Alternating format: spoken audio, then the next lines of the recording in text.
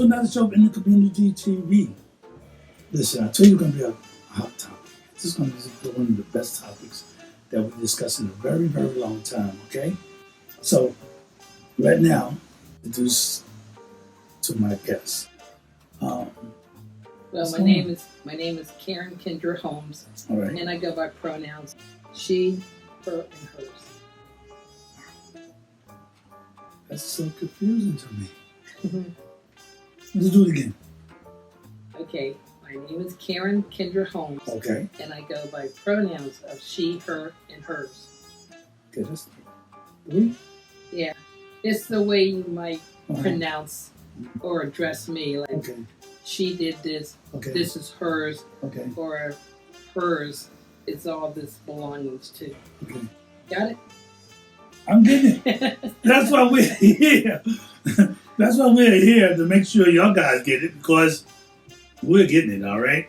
Once again, it's your man ABDUSH-SHAHID with a veteran TV show. We're here talking about a very, very important topic. And I wanted to let people know what we talked about today.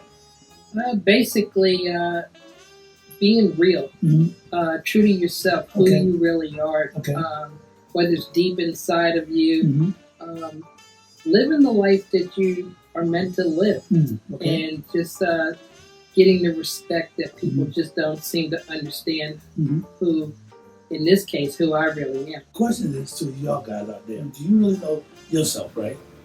So there are a lot of questions going on internally, right? And sometimes we are faced with those challenges of who we are. How did it come about that you knew who you were? Well, to tell you the truth, which is my tagline, it's 40 years of wandering, no more. So at the age of 13, when I was Tony, which is giving you a clue right off the bat. Right.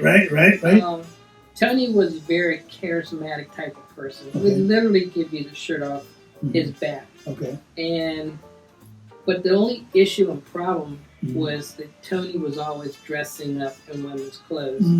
So with that, it was a lot of back and forth, almost like Superman, you could say. Clark Kent. Yeah, in this case. Dressing, in the afternoon, getting home from school, leading up until my adulthood, dressing, going to work, and then coming back home, dressing as well. And then just keeping tabs on when my parents were going to be home, and so I could make sure I was back to being Tony and not being dressed up as a female, or in this case, my name was back then, Karen. Let me ask a question. The difference between you being 13, right, and the age you are now, if you had a chance to talk to your younger self, what would you say to yourself?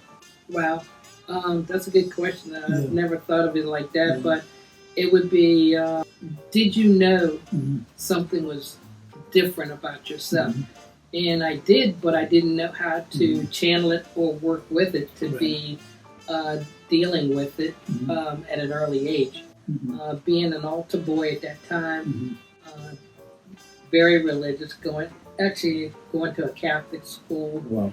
And then, like I said, being an altar boy at the church, really believing who God is, and thinking that who I was at that time, or dressing, was mainly maybe an abomination, I don't know, or a very heinous sin.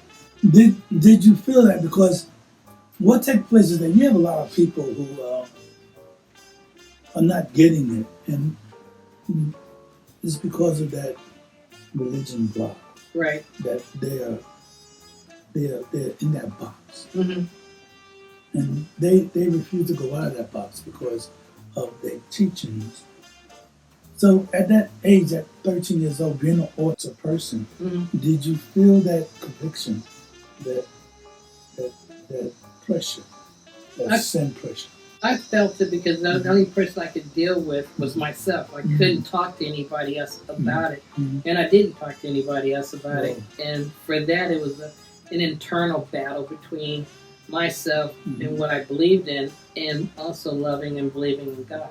You know, with all that going on, you still was very competitive. You still won a lot of awards. You still was outshining people that was like, quote unquote, normal.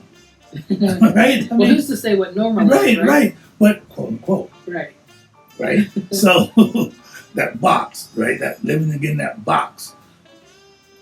You at 13 years old still was doing great things. You still was achieving awards, right? Right. Tell our audience some of the awards that you was receiving, even at a younger age, that, you know, kind of set you aside different. That with all that pressure you had on, you still was able to compete. You still was able to perform.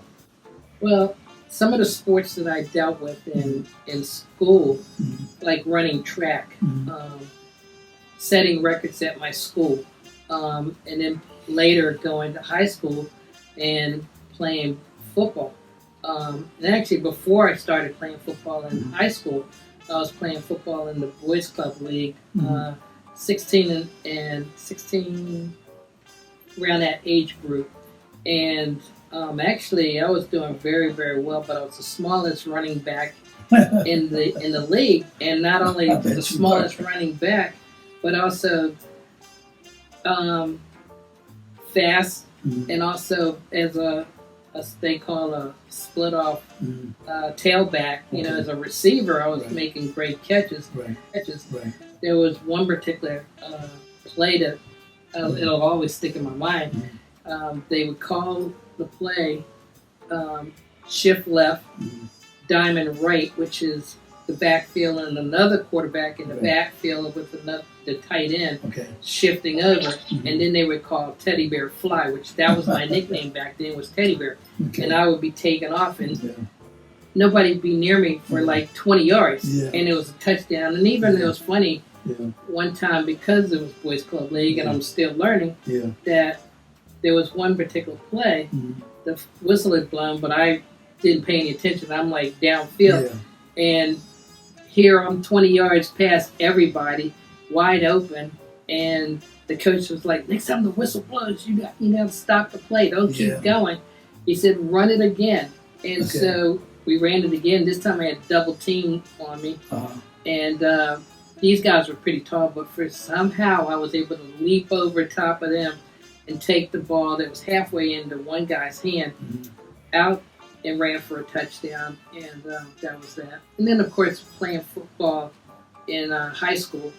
I was the smallest running back in high school in the county, but I was still doing really good as far as a running back. And then also the nice thing, I loved baseball, and baseball to me was my heart, and got into newspapers for both football and baseball, playing. And if I played my cards right, I thought, in playing baseball, I could have been playing professional baseball, because the guy was going to have a scout from the New York Mets come watch me play. And actually, I transferred schools and didn't tell anybody, so that kind of blew my opportunity there, I guess. But my dad wasn't very pushy, so I think if he had given me a little bit more of a push, I could have been playing professional baseball. Had you done that, would you have made the change? Good question. I always ask myself that same question, and I said to myself, I probably would have been the first transgender baseball player. So, but it would have been several years, I'm sure, because I love the game. I don't know if you've ever seen the game, the movie For the Love of the Game, by Kevin Costner, and for the audience out there, that was me. Totally devastated when I couldn't play any more ball from knee surgery. So, again, your man ABDUSH-SHAHID MUNIR. We're talking to Karen Kendra Holmes. And Karen Kendra Holmes is transgender. I like the that word. If you didn't know yet. But give me that. Oh, my pronouns are she, her, and hers. Do it again. And my pronouns are she, her, and hers. It's like I'm talking to three people, right? It's like amazing. Right? I'm talking to three people. No, it's like like you're a cisgender male. Mm-hmm. You go by pronouns of he and him. Right. And so, and then there's other people in the transgender community that go by they and them, which really throws me off. And I try to stay away from that as much as possible. But we use they and them all the time. Yeah. The mailman is coming and they will be bringing me a big package. Okay. See? And that was hard for me. But I realized that once somebody put it to me that way, that, oh yeah, we do use those pronouns. What pronouns y'all guys using? It's like, it's amazing because I'm learning so much with this interview. I'm hoping y'all guys learning as much as I am learning. It's educational. You have a lot of people out there who, for whatever reason, is intimidated to the fact that they are actually hurting people. There have been some recently. Some killings. Talk a little bit about that, how that impacted you, your life, your decisions. I think when I was going to transition, that was something to think about because right now there are so many transgender Americans that are being killed across the country, and it seems to be getting worse every year. 3 years ago, it was like 26 trans people that were murdered. Do you guys know that? And in that 26, probably 23 of them were women, transgender women. The biggest one is transgender women of color. The following year, there was about 33.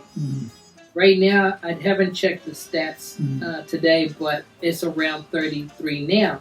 And we haven't even hit the 1 year mark, which is November 20th. Every year we have a thing called Transgender Day of Remembrance, or TDOR we may call it. All right. And so at that time, what happens is events all over the country, actually all over the world, they will talk about how many transgender Americans were killed in their country and then read off the names of those people that were murdered. I could see the pushback, right? The fear, right? It's the same thing. You have pushback with there's certain societies that wish to maintain. They're not able to move forward, right? People that don't understand. Exactly. Some of my audience don't understand the terminology transgender. Can you explain to my audience, please, the different categories? Because I'm quite sure, and I think you said it real. You put me in check. Not every person who is cross-dressing is to be a transgender, right? Because it's a mindset, right? So here's what. Think of it like this: transgender is a big umbrella. And under that umbrella are categories such as cross-dresser, drag queen, queer, non-conforming. All of these different categories are under that umbrella. So a lot of times when I hear on the news that a transgender person's been murdered or assaulted, I can do a little digging on my own. Right. Because of the fact that everybody that they think of as transgender, but that could be a drag queen. Right. Somebody who's just doing it as a performance. Right. Myself, I consider myself, transgender, but I'm also totally transgender, where I actually dress, I've altered my body in ways of, breasts. I've actually gone as far as the big surgery. And so those are a little bit different. Somebody that's a cross-dresser will cross-dress maybe once a week, maybe once a month, maybe once a year. Right. It all depends on them. Some of us, and even people that are transgender, even like myself, who's actually gone through the surgery, not every transgender person will have the surgery. So, and then a lot of people think, oh, because you're transgender, you must be gay or lesbian. And I tell everybody who has that mindset, being gay or lesbian is who you go to bed with. Being transgender is who we go to bed as. It's who we are in our mind, heart, and spirit. It has nothing to do with sexuality. A 5, 6, and 7-year-old kid has no idea what sexuality is. All they know is, I'm a boy, I'm a girl. You know, we got to do the thing with the white boy. Because you threw a whole bunch of names at me, like cross-dressing. We have a caller. We have a caller? Yes, we do. Okay. We have a caller. Sure. So we have a caller here. You put on the speakerphone? Yeah, I got him on speaker. Okay. Hello. Hi there. How are you? Good, good. How are you? I'm doing good, thank you. Caller, we're on Facebook right now. Hold on. If you could, if you wish to, say your name, let people know that this is a caller, and they could call also. You could call also, ask me questions as well. If you could, identify yourself and keep it respectful and short. Sure. It's sure, and it's Giselle, and I just wanted to ask, about your transition and how did you come out? Cool. If your guys didn't hear that question, it was basically, how did you feel about the transition? Yeah. How did I come out? How did you come basically. out? So me coming out was to my family, and I took it one step at a time. Actually, I told my job after I came back from a conference called the Philadelphia Trans Health Conference, where I actually met some of the people that were at this conference. And some of them right off the bat were 5, 6, and 7-year-old kids having fun, enjoying themselves, and their parents were supporting them. Then I went to the work sessions and actually heard other transgender people talking about themselves in a content that I said, wow, that's exactly who I am. We have another caller coming in. Hey. Calling in. Call. Hello, how can I help you? Sure. Can you hold on for just a sec while I finish up on this other question another caller called in about? Yeah, please, when y'all call, please have a little patience, please. Okay. So basically, what the other caller was calling about it, after I went to the conference and heard everything, I was fired up and gung-ho to come back and transition on the job and then tell my family. And I told my boss and somebody that was in the civil rights and inclusiveness, and then they went to the CEO, and the CEO said, do whatever it takes to make this happen. And it did. I told my brother first, and my brother said, no problem, just give me time to adjust. And I told my dad, and my dad said, after 5 minutes, who am I to judge? And he said, well, I do have one question for you. And I said, what's that? And he goes, are you going to keep your last name? And I said, yeah. And so that was done. And then my mom, I saved her for last. And all of this happened telling my immediate family. It was like in 2 weeks before I was actually going to transition on the job. And so when I told my mom, something that she had never told me before, but she said when she was pregnant with me, she said she had a girl, she was going to name it Karen. And that just blew me away, because I said, wow, this is who I really, truly am. So, to my caller, what's your question? Hi, thank you for taking my call. I had visited your website and watched your TED Talk and saw some of your other materials, and I saw this tagline that really interested me.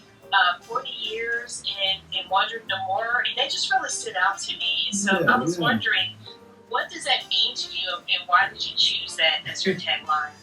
Great question. The reason why I chose that tagline is because it literally took me 40 years to figure this crap out. I mean, I started dressing at the age of 13, and it was the age of 53, which is when I went to that conference and said, I'm coming back and I'm going to transition. So that's how I came up with 40 years and wandering no more.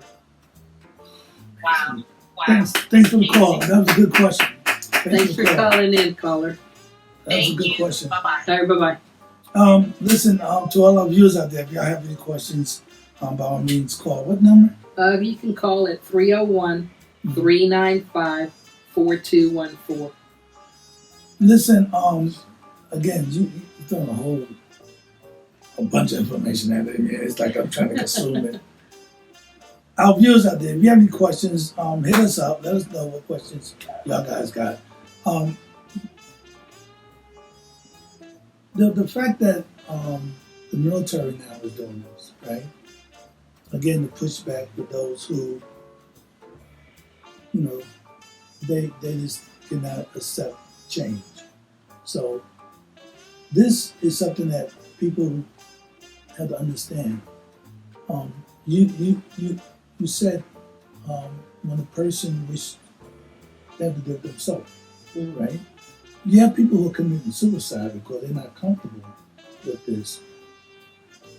Speak to our audience, let them know the pressure that comes. You got football players coming out now, right? And there's basketball players and everybody, artists. It seems like it's been under the table, under the rug for so long. Or in the past, what people would call in the closet. Yeah. So, some of my audience, they just need to know, because they don't understand the pressure. They don't understand the physical that comes with this, the danger, because there's people getting killed. Right. They're literally getting killed because of who they are. So if you can share with my audience, maybe enlighten them that this is nothing to be afraid of. Right. Which I talk about all the time when I speak across the country. Okay. Is the fact that, one, I talk to transgender people, and then I also talk to people who are not transgender to understand that when we transition to be happy. Yes. And because of the way society treats us, we may lose our spouse, we'll lose our children, we'll lose our home, we'll lose our jobs, we'll lose our friends. Literally, we lose everything. Yeah. And because of situations like that, we end up committing suicide. The suicide rate in our community is 41%, which is very high. And that's higher than veterans. Yeah. Wow. And so I know for me it was a total blessing. Yeah. I mean, everything for me in my transition is a blessing from God, and the fact that He's led me to every decision that I've made. When I first transitioned, I could have tried to have the big surgery back after my first year, because you have to live your life as in the opposite gender for a year, and then you can have the surgery. Well, I felt that God placed it on my heart to wait 5 years. Whoa. And I was trying to figure out why. Yeah. And so I said, well, I'm telling God this. I'm like, okay, either I'll wait the 5 years, hit the lottery, or that I can get the surgery done in 5 years by taking another loan out of my thrift saving plan, which would be great. Right. And that's like a win-win, because when you take a loan out of your thrift saving plan, you're paying yourself back with interest. So it was no big deal. Well, in 5 years, President Obama allowed the federal government insurance to cover transgender surgery. Right. So I was like, wow. So then we got another caller here. Another call. Hello? Hello. How are you? Doing all right. This is Jimmy. I've got a question for you. Sure, Jamie. Go ahead. I have, in my religion, I understand that these transgenders, transvestites, whatever they are, they don't exist in my Bible. Do you think of them existing here in the current world and them having rights?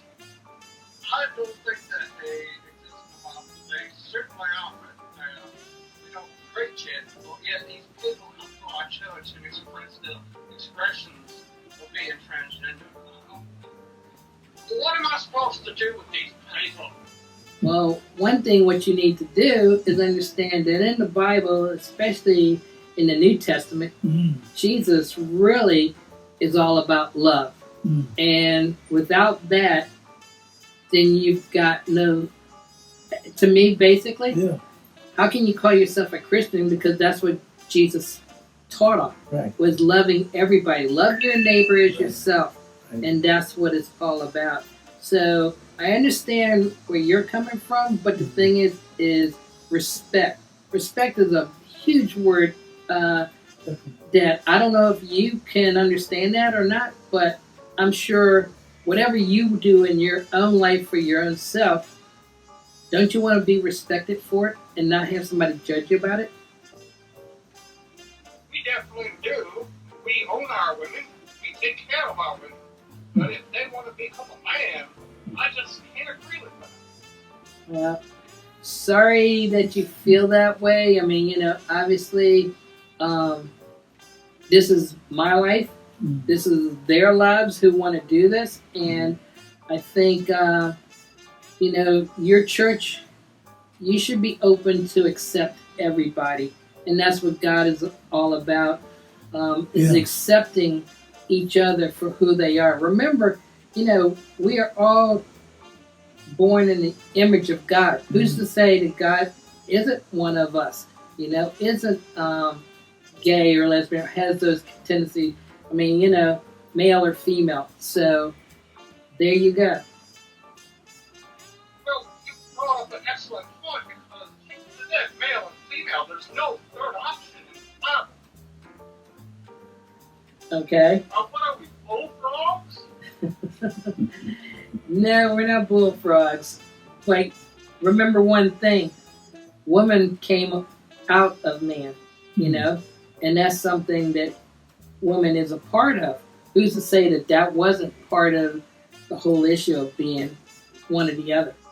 You have a radio station as well. You're on the radio as well. Let people know how they can listen to your radio station. Maybe they can put some questions there as well. Actually, I'm on a teen radio show called Inside Out Collective, and it's on Pacific, which is WPFW 89.3 FM. You can also catch us online live. And we're on, well, I go on there once a month, maybe every other month. Like, I'll be on next week, Tuesday, from 2 p.m. to 3 p.m., and it'll be live. And then I've got another one coming up in November and another one in December. And it's always on Tuesday, the show, so it's not just myself. You're going to hear various things involving the LGBTQ community. And we'd love to have you on there and call in and ask questions too. Once again, please give them how they can get in contact with you. My phone number 301-395-4214. Website address is kkholmes.com. And then my email address is kkholmes@kkholmes.com. Y'all guys, make sure y'all come back. Part 2, we're going to schedule it. We're going to give you guys a heads up. I really enjoyed myself on this interview. Again, one of the best interviews I had. I interviewed a lot of people, and you were very informative. I want to appreciate you from the bottom of my heart. Remember, everybody, when you do call, be respectful, be courtesy, and by all means, come back. Shemam ABDUSH-SHAHID with Karen KENDRA Holmes, pronouns, she, her, and hers. I love it. As always, we, the Veterans TV Show.